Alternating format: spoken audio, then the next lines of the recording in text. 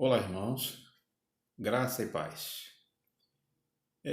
Como sabemos, nós continuamos num momento excepcional, que não podemos estar juntos, não podemos estar fisicamente no mesmo ambiente, no convívio da nossa igreja, ouvindo a mensagem pregada e o estudo da palavra através da escola bíblica dominical, mas nem por isso nós deixamos de estar juntos para continuar estudando a palavra de Deus. E o estudo de hoje ele vem falar sobre o amor divino versus a traição, versus a traição humana. E eu gostaria de abrir essa palavra dizendo para você que nós vamos passar alguns minutos juntos, que você não fique preocupado que nós não vamos demorar, mas que você possa prestar atenção no que a gente vai conversar e depois você tirar a sua conclusão, que você possa aprofundar naquilo que for conversado aqui.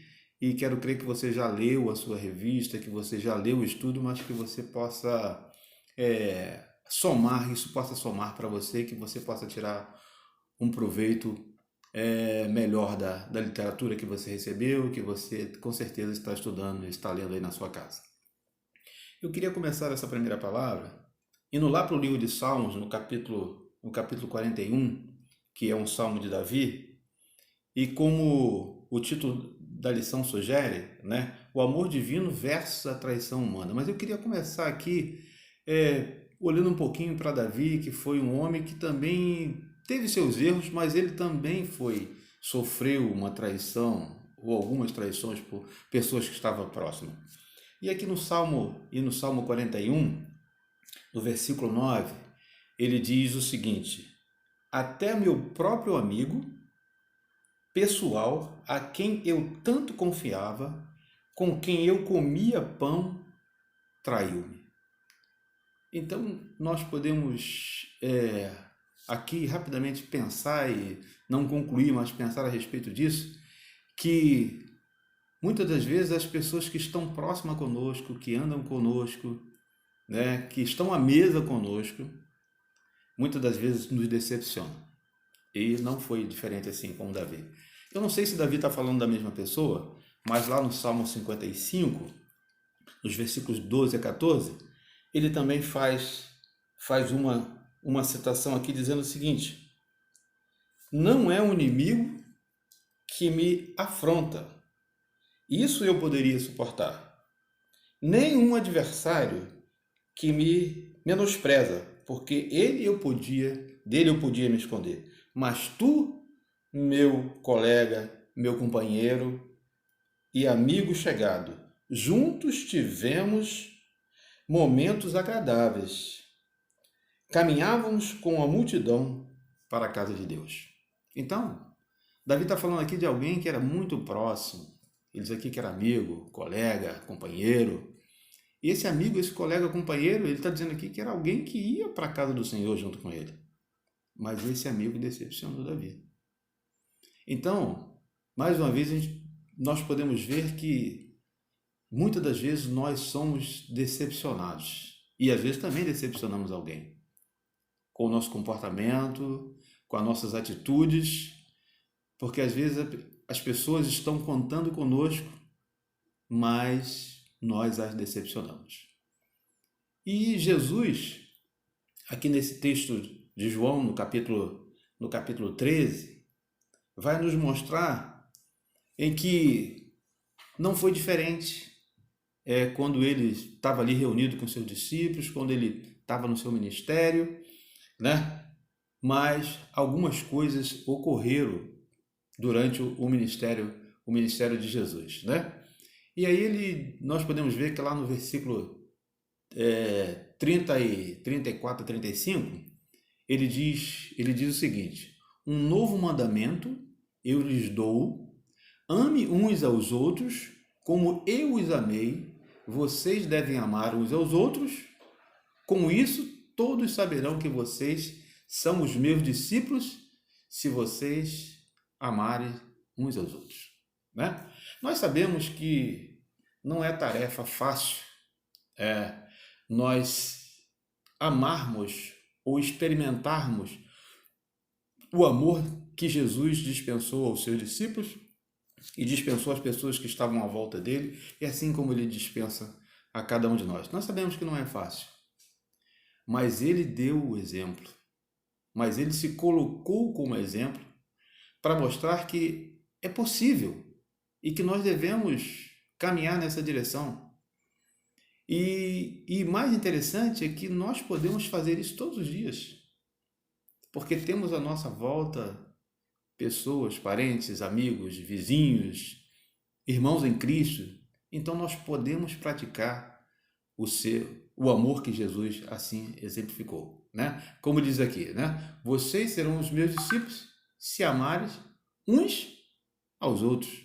Não diz assim, só se vocês me amarem, mas se vocês amarem uns aos outros, né? E aí ele vai falar aqui nesse tópico que que ele diz aqui, o amor divino versus a traição humana. Então, como eu falei, né, como aconteceu com Davi, muitas das vezes nós nos decepcionamos, como assim também decepcionamos algumas pessoas, né?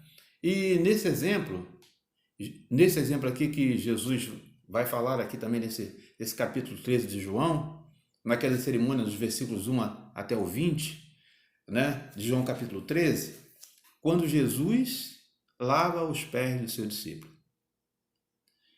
Naquela casa, por certo, havia um servo, né? Mas Jesus tomou a iniciativa de lavar os pés dos seus discípulos.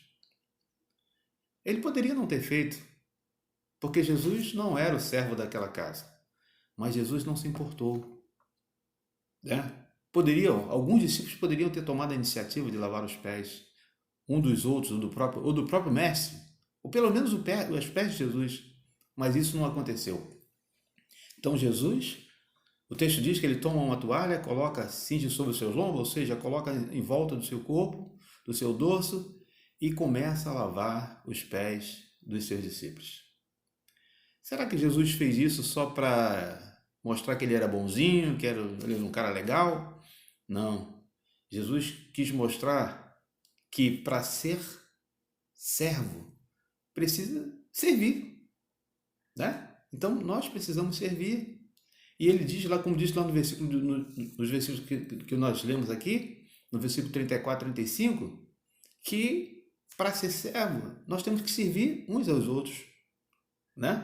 E se nós não servimos uns aos outros, nós não somos servos. Então Jesus dá esse exemplo, que nós precisamos servir uns aos outros, né? E aí no outro tópico aqui ele vai dizer, exemplificação do amor divino. A cerimônia de lavagem dos pés nos ilustra grande amor divino e instrui os discípulos de Jesus sobre a humildade. Com exercício prático, antes de qualquer coisa, precisamos ler o texto que nós lemos aqui, ler os textos para entender, né, por que Jesus tomou aquela atitude. E muito mais, né, porque Jesus sabia que ele não ia ficar com os discípulos por muito tempo, né? Ele sabia que o final do seu ministério estava próximo. Então, para que o seu ministério continuasse, para que as pessoas pudessem ser alcançadas e que esse amor pudesse ser demonstrado, a partir dos seus discípulos, Jesus precisaria dar o exemplo. E Jesus deu o exemplo. Então, mostrando que realmente a humildade ela é importante. Que nós não somos maiores uns do que os outros, mas o Mestre se iguala a nós, mostrando que é possível nós sermos servos um dos outros, né? Então, e o autor diz aqui que precisamos de uma explicação de caráter cultural, pois temos o seguinte cena: Jesus se levantou da ceia, tirou as suas vestes, tomou a toalha, cingiu e lavou os pés dos seus discípulos. Como eu falei anteriormente, ele poderia não ter feito. Jesus não era o servo da casa, Jesus era o mestre, mas nem por isso ele deixou de dar o exemplo, né? E seguindo aqui, ele diz que no decorrer daquela situação, era um momento importante em que Jesus estava com seus discípulos, e era um dos últimos momentos que Jesus ia passar com seus discípulos, mas também nós sabemos que acontece algo muito triste, né? Que alguém ia trair o mestre, né? E mais, nós também entendemos que Jesus é o Filho de Deus, que Jesus é Deus, e ele sabia que ia ser traído, né? Mas ele poderia ter juntado os discípulos e contado, olha, alguém entre vocês aqui vai me trair. E poderia ter causado realmente um desconforto, né? Uma agitação geral entre os discípulos. Mas é interessante também pensar que até neste momento Jesus, pela sua onisciência, ele guardou o momento certo para falar sobre esse assunto, né? Então ele ficou tranquilo e ele foi questionado por João que estava ali próximo, que Pedro perguntou sobre o que o mestre está falando, né? E Jesus vai e faz aquela expansão e fala o seguinte: aquele que eu der o pão molhado, né? Que pegar esse pão é aquele que vai me trair. Então eu digo para você e para mim mesmo, que pão você tem na sua mão? Que tipo de pão? É o pão da comunhão, da ceia, do compartilhar? Ou esse pão está molhado? Ou esse pão indica que você é alguém que não carrega a bandeira do Evangelho, a bandeira da palavra, né? Que aí vai simbolizar que na pessoa de Judas como alguém que trai o Evangelho, alguém que trai o Mestre. Então Jesus diz que eu e você, que compartilhamos a mesa com Ele, somos aqueles que recebemos as boas novas, aprendemos do Mestre como fazer e precisamos anunciar essas boas novas.